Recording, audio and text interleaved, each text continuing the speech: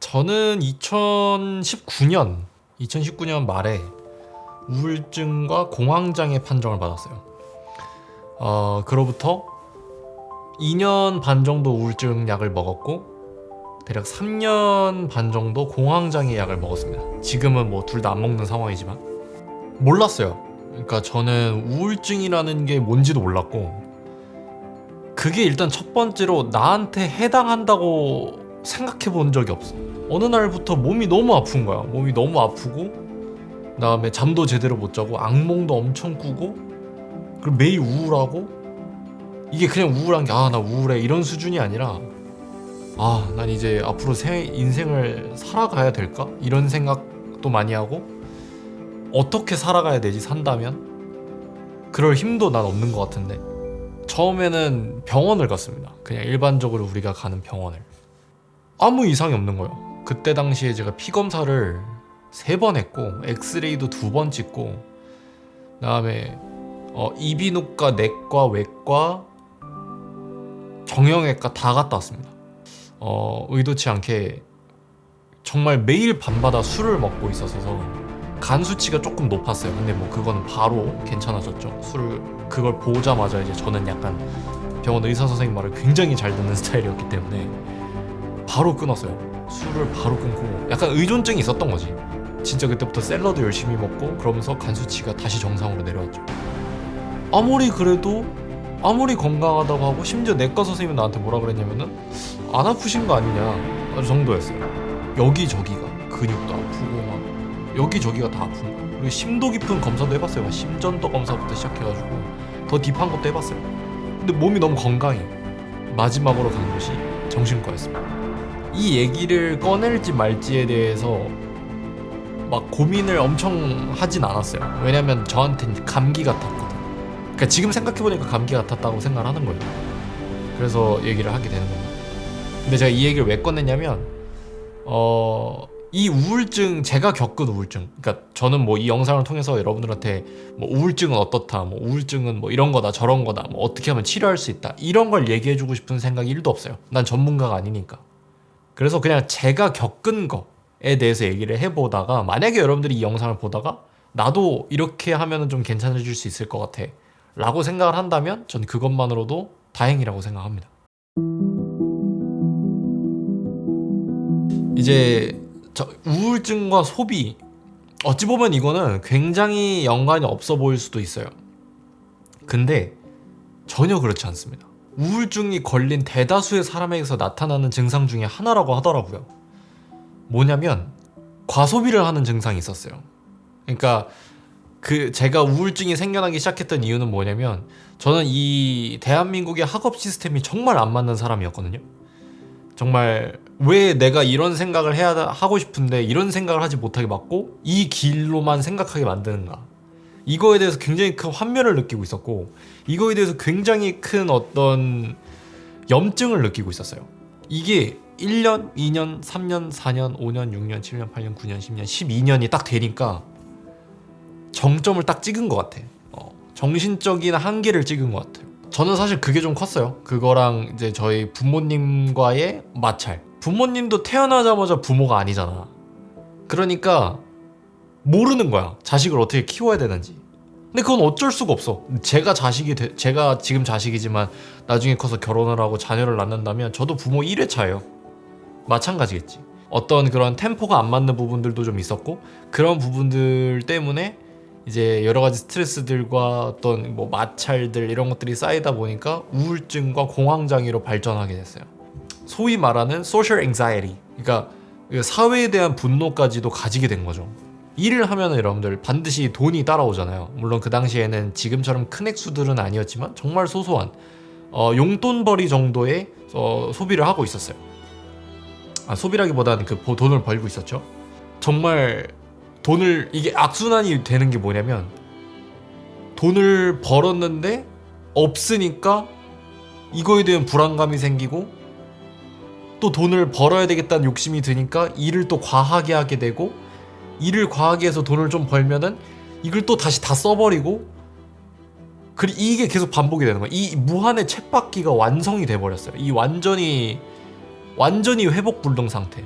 그때 당시에 내 마음은 뭐였냐면은 내가 지난 12년을 너무 개같이 살아왔는데 난 이거에 대해서 누가 나한테 보상을 해주지?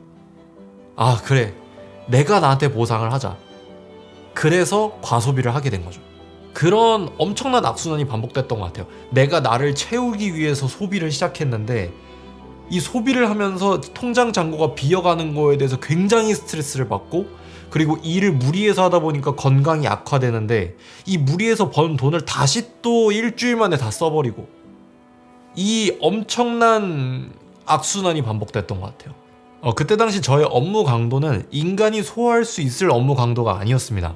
학교를 갔다 왔고요. 대학교를 갔다 오면은 저는 집이 멀리 있었기 때문에 집에 돌아오면 10시, 11시였습니다. 그러면 저는 유튜브를 촬영을 하고, 그리고 제가 수임해왔던 일들을 또 처리를 합니다. 그럼 그렇게 되면은 새벽 3시, 4시는 기본 옵션이었어요. 심하면 5시. 저는 그게 제 스스로한테 너무 자랑스러웠습니다. 그렇게 일을 해야만 하는 건 줄 알았어요. 또 새벽 6시, 8시에 일어나서 6시에 일어났구나. 6시에 일어나서 7시에 출발을 하면 9시에 강의를 들을 수 있는 그런 수순이었거든요. 그러니까 사실상 5시에 자면은 2시간 자고 학교를 가는 거예요. 이거를 2년을 했습니다. 이게 약이라는 게 되게 무서웠던 게, 약을 먹으니까 이게 맞는 건가? 이런 삶이 강제로 평화를 찾게 되더라고. 근데 제가 이것도 병원은 사실 되게 자주 가거든요. 보통 2주마다 가곤 합니다. 저는 이러한 지금 그때 과소비 증상을 겪고 있는데 이게 혹시 우울증의 일환일까요? 그랬더니 맞다고 그러더라고요. 우울증이라는 게 이게 되게 무서운 병인 게, 저는 공황장애가 같이 왔기 때문에 이 중추신경이 제대로 된 일을 안 하더라고요. 그러니까 잘못된 통증을 느끼고, 잘못된 스트레스를 받고, 잘못된 근육통을 유발하고, 잘못된 생활 패턴을 당연하게 받아들이게 만드는, 저는 끊임없이 약을 먹었고 이 항우울제를 복용할 때마다 정말 너무 힘들었습니다. 그냥 완전히 진짜 거짓말이 아니라 저는 의자에 앉아서 그냥 이러고 있었어요. 이게 내 삶의, 내 하루의 전부였어. 그냥 앉아서 유튜브 계속 보고 맥없이. 그러니까 저는 여러 가지 상황에서 이 정신적인 문제라는 게 얼마나 사람을 피폐하게 만드는지 그제서야 깨달았습니다. 우울증의 초기 또는 우울증 증상의 대부분은 저는 과소비였어요. 전 사실 소비를 통해서 우울증을 극복해낸 그런 케이스거든요. 근데 좀 이상하지 않으신가요? 분명히 아까까지만 해도 막 소비는 막 과소비를 통해서 막 이런 막 악순환을 겪었고, 막 소비를 통해서 막 이런 안 좋은 막 이런 것들을 겪었는데 갑자기 소비로 이거를 해냈다고? 일단 저는 이런 말씀을 드리고 싶습니다. 오늘 다시 한번 말씀드리지만, 오늘 제가 이 영상에서 하는 말은 뭐 어떤 치료법 이런 거 전혀 아니고요. 그냥 제가 저에게 써먹은 방식입니다. 그냥 만약에 이게 여러분들한테 잘 맞아 떨어진다면 그것만으로 저는 이 영상의 목적이 달성된 거라고 봐요.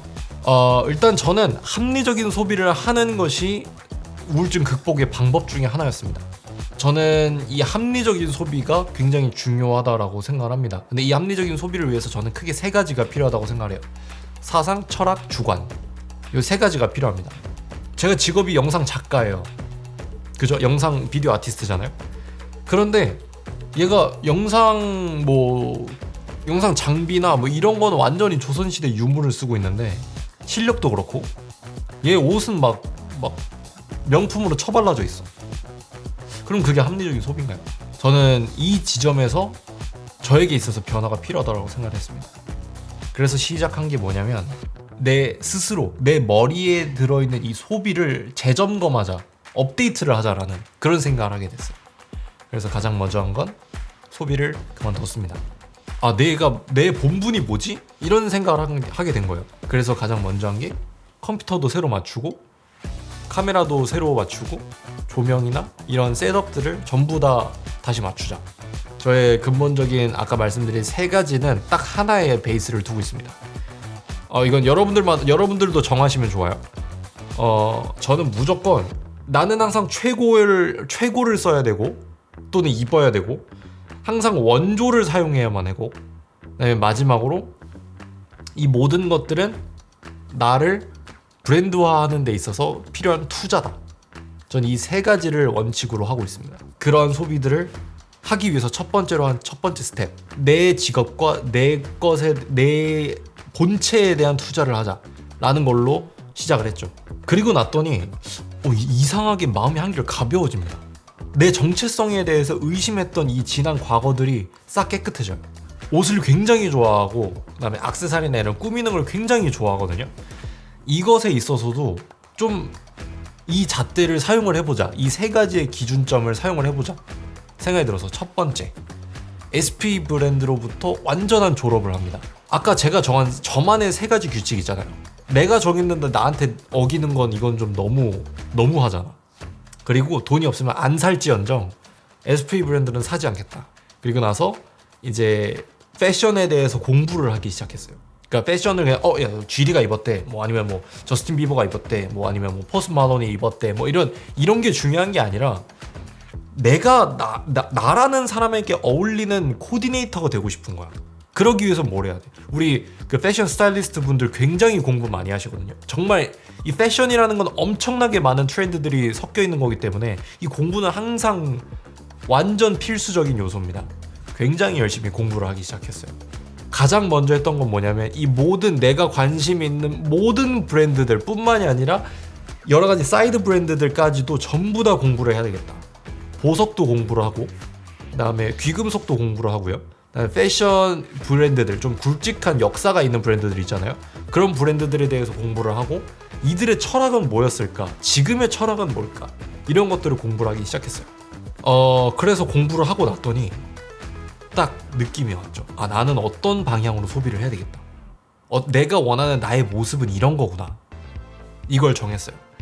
남들이 하는 소비, 그러니까 누가 요즘 와이드진이 유행이래. 내 육체, 나는 이 세상에 하나인데 이 세상에 여러 개인 트렌드에 나를 던지는 거거든요. 저는 그게 너무 싫었어요. 남들이 와이드진이 막 유행이라고 그럴 때 전 와이드진 하나밖에 없거든요. 제대로 된 거. 와이드진 하나밖에 없고 나머지 다 그 일반 스트레이트라든가 아니면 좀 스키니라든가 이런 것들이에요. 나만의 패션을 만들어가자 라는 게 굉장히 중요하다고 생각했어요. 이 패션을, 그러니까 지금 저는 이런 스타일이거든요. 이 영상을 보면 제가 떠오르듯이 이 옷을 보면 내가 떠오를 수 있는, 그래서 실제로 많은 제 주변 친구들도 그렇고 많은 지인들이 어떤 옷을 보면 제가 떠오른대요. 저는 난 최고만 입어야 되니까 난 루이비통만 입을 거야. 이런 것도 아니야. 브랜드에 나를 던지는 것도 아니야. 나는 이러한 디자인의 옷이 필요한데 그냥 그 브랜드에서 나와서 샀을 뿐이야. 저는 그거요. 그 이상 그 이하도 아닙니다. 저는 만약에 지금 제가 입고 있는 이 옷을 굉장히 좋아하는데 이 옷이 만약에 루이비통에서 나왔다면 전 루이비통에서 샀을 것 같아요. 폴로에서 같은 걸 비슷한 걸 만들었다고 한들 저는 루이비통을 샀을 겁니다. 내가 어떤 뭔가를 이루기 위해서는 그냥 그 브랜드에 있기 때문에 사는 거예요. 그 브랜드라서가 사는 구찌에서 만들었으니까 사야지. 루이비통에서 저걸 만들었으니까 사야지. 이게 아니라 그냥 내가 원하는 패션 룩에 맞춰주기 위해서, 내 이미지를 위해서 그냥 그거에 맞춰서 사는 거예요. 남들이 내가 루이비통 이걸 했다고 막 이상하게 보진 않겠지? 그런 생각이 하나도 안 들어. 왜? 나는 그냥 내가 이게 그냥 필요해서 샀으니까. 그러기 위해서는 뭘 해야 되냐? 일을 더 열심히 해야 되고, 일을 그냥 막 무식하게 많이 하는 게 아니라 창의적으로 하는 거예요. 그리고 이런 외형들이 나의 브랜드를 더욱더 고급지게 만들어주는 거예요. 이러니까 예전에 그 악순환이었던 그 쳇바퀴가 이제는 선순환이 되는 쳇바퀴로 바뀌었어요. 저는 여러분들한테 꼭 드리고 싶은 말씀이 뭐냐면, 저는 여러분들이 반드시 허세를 부렸으면 좋겠어요. 왜? 이러실 수 있어요. 그 실험 아시죠? 벼룩 실험. 막 이렇게 이 높이까지 뛰던 벼룩을 이런 유리병에 담아 놓으니까 이 유리병 높이까지밖에 못 뛰는 거야. 얘를 다시 바깥으로 꺼내 놓으면 그냥 그 높이에서 밖에 못 뛰는 거야. 이 벽 높이까지밖에. 얘는 그냥 그렇게 앞으로 그냥 그게 한계인 거야. 원래 이렇게까지 뛰던 애가 이 벽 높이까지밖에 못 뛰는 거지. 왜 여러분들 스스로가 이런 병에 가두나요? 아, 내가 이 정도까지 점프를 할 수 있는 애구나 라는 거를 느끼게 돼요. 근데 이거를 느끼고 못 느끼고는 이거는 학원을 다녀서 되는 게 아니야. 저는 실제로 소비를 하면서 제 한계도 많이 느꼈어요. 아, 나는 여기는 살 수 없는 사람이구나. 그럼 더 열심히 해야지. 나는 여기까지 되는 사람이었구나. 그럼 이걸 또 뛰어넘어야지. 근데 이런 마음가짐이 굉장히 중요하더라고. 소비라는 게 이런 선순환을 가지고 오는지 몰랐어. 요약을 하자면 소비에 있어서 남의 말에 흔들리지 않아야 될 것, 그다음에 내 스스로를 위축시키지 말 것, 나에게 필요한 것이라면 가져야 한다는 것. 뭐 어떤 사람은 정말 소소한 무언가가 될 수도 있어요. 그건 여러분들에 따라 다 다른 겁니다.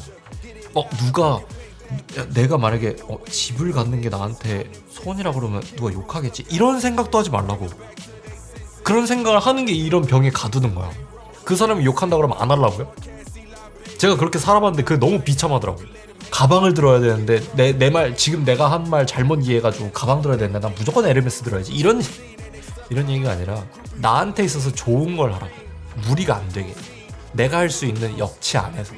그게 저는 올바른 소비라고 생각을 하고, 제가 우울증으로부터 극복할 수 있었던 방법 중에 하나였습니다. 뭐 근데 여러분들은 아닐 수도 있어요. 어떤 분들은 좋은 치료를 받아야 되는 분들이 있을 수도 있고, 어떤 분들은 저처럼 어떤 소비를 통해서 고쳐지는 사람이 있을 수도 있고, 치료 방법이라는 건 절대적인 건 없습니다. 그렇기 때문에 여러분들이 여러분들의 방식에 맞는 것 중에 하나 그냥 고르시면 되는 겁니다. 저는 이제 제가 겪어본 건 이거 하나밖에 없기 때문에 말씀을 드린 거고, 저는 개인적으로 이 얘기를 꼭 해주고 싶었어요. 다른 어떤 컨텐츠들보다도 이 얘기를 꼭 해주고 싶었습니다.